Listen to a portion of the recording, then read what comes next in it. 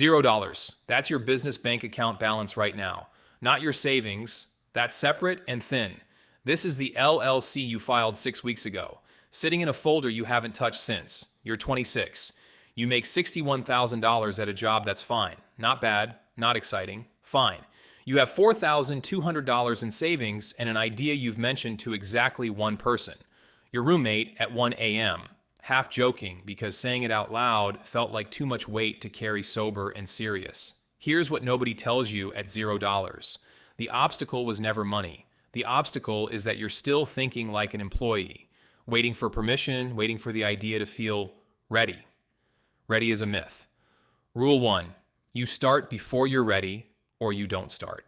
You build a website in a weekend. A simple service, freelance graphic design, something you've done for friends for free for years. You charge your first client $300 for a logo. It takes you 11 hours. That's $27 an hour, less than what you'd make at a coffee shop. You don't care. You cash the check and frame it. Actually frame it. It feels stupid. You do it anyway. Second client. Third. By month 4, you've made $2,800 total, working nights and weekends around your day job. You haven't quit anything. You haven't told your parents. There's nothing to tell yet. Then a client asks if you also do websites. You say yes before you know if that's true. You learn by Thursday, you charge $1,200. It takes you 3 weeks of nights, and you make $19 an hour effectively. But you've just widened what you sell. And widening what you sell is the only thing that matters at this stage. By the end of year 1, you've made $19,400 on the side. Your day job paid $61,000. The math doesn't say quit yet, but something has shifted. Rule 2, revenue proves the concept. Profit proves the business. You haven't proven the business yet. You've only proven that people will pay you. You're 27. Your side income hits $2,600 a month consistently for 3 straight months. That consistency, not the number, is what makes you finally do the math on quitting. You give notice on a Tuesday. Your manager asks if you have another job lined up. You say yes. You don't. You have $6,100 in savings and a business that's never once cleared 6 months of runway. The first 3 months full-time are the hardest of your adult life. Not because of the workload, because of the silence. No manager checking in. No calendar someone else built for you. Just you, a laptop, and the specific terror of a Tuesday with nothing booked. You take a client you shouldn't take. Lowballs you, changes scope 4 times, pays late. You learn the lesson the expensive way. Rule 3. The client who negotiates hardest before signing negotiates hardest after signing too. You start turning people away based on how they behave in the first email. Revenue dips for 2 months while you do this. You don't regret it. By 28, you've hired your first contractor, a part-time copywriter, paid per project, no benefits, no complexity yet. You pay her $800 for her first project. It terrifies you more than any client invoice ever did, because this is money leaving before you know if the work will land. It lands. You hire her again and again. Your annual revenue crosses $94,000. Your actual take-home, after software, contractor pay, and taxes you finally understand because you hired an accountant named Priya who charges you $400 a quarter and saves you 4 times that, is $58,000. Less than your old salary. You don't tell anyone this part. The narrative people expect is that quitting your job made you rich immediately. It didn't. It made you free, which is not the same thing and which nobody explains clearly enough before you do it. You're 30. Revenue, $210,000. You've added 2 more contractors. You've started saying no to design-only work and only taking clients who need the whole package. Strategy, design, build. Rule 4. The moment you stop selling your hours and start selling an outcome, your ceiling disappears. Hours have a ceiling. Outcomes don't. You raise your prices, you lose exactly 1 client over it, a small nonprofit that says it's not in the budget. You gain 3 new ones in the same month who never blink. The old fear that raising prices scares everyone away turns out to be almost entirely false. It scares away the clients who were never profitable anyway. At 32, you incorporate properly, move from sole proprietor to a real S-corp structure because your accountant sits you down and shows you the tax math and it's not close. Your revenue hits $480,000.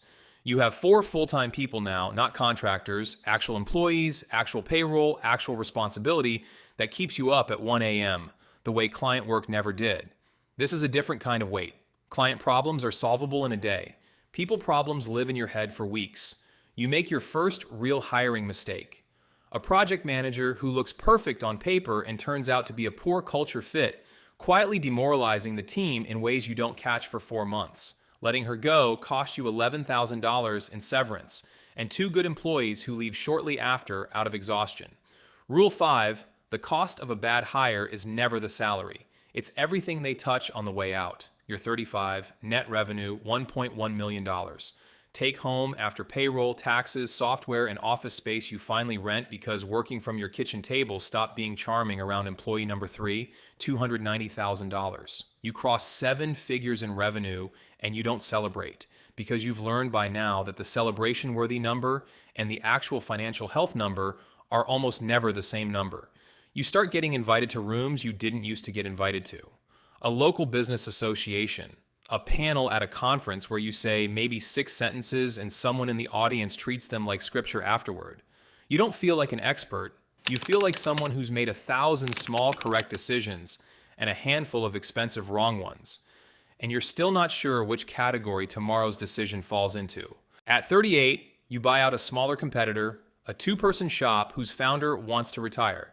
You pay $180,000 for their client list and their name recognition in one specific vertical you've never fully broken into.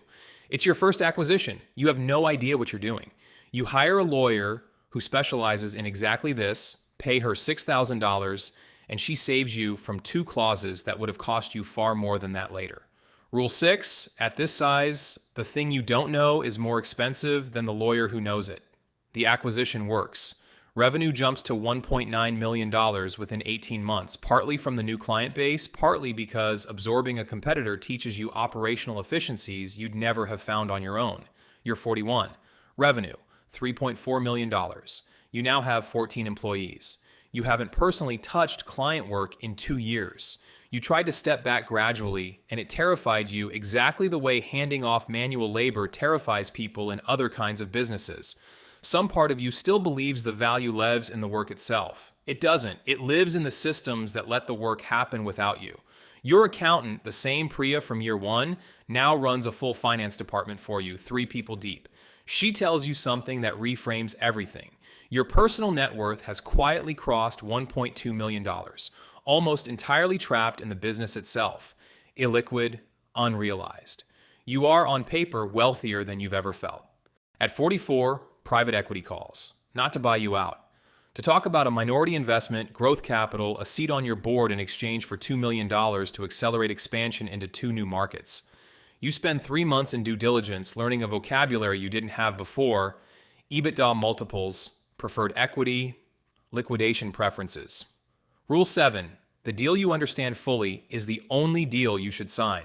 You walk away from the first offer because the terms would have cost you control you weren't willing to give up. You take a second, smaller offer from a different firm 8 months later on terms you actually like. Revenue at 46, $6.8 million, 31 employees, 3 offices. You are, by any outside measure, a successful business owner. You still drive the same car you bought at 34. Nobody at your kid's school knows what the business is actually worth. You've noticed the way people in every version of this story notice that telling people the real numbers changes how they treat you, and rarely for the better. At 49, you cross $10 million in annual revenue. The number lands strangely, not with the fireworks you imagined at 26 framing a $300 check. It lands the way most real milestones do, quietly on a Wednesday, in an email from your CFO with the subject line, Q3 numbers, which you read standing in your kitchen before anyone else in your house is awake. You think, for a moment, about that folder from 6 weeks after you filed the LLC, $0. An idea you told one person, half joking, at 1 a.m. You call your old roommate, not to brag, just because he's still the only person who heard the idea before it was anything. He answers on the second ring like it's still 1 a.m. and you're still 26 and none of this has happened yet. Somewhere tonight, someone else is sitting with an idea they've told exactly one person, half joking, hoping the joke covers them if it doesn't work. The obstacle was never money. It never is. The only question that matters is the one nobody can answer for you. What happens if you actually start?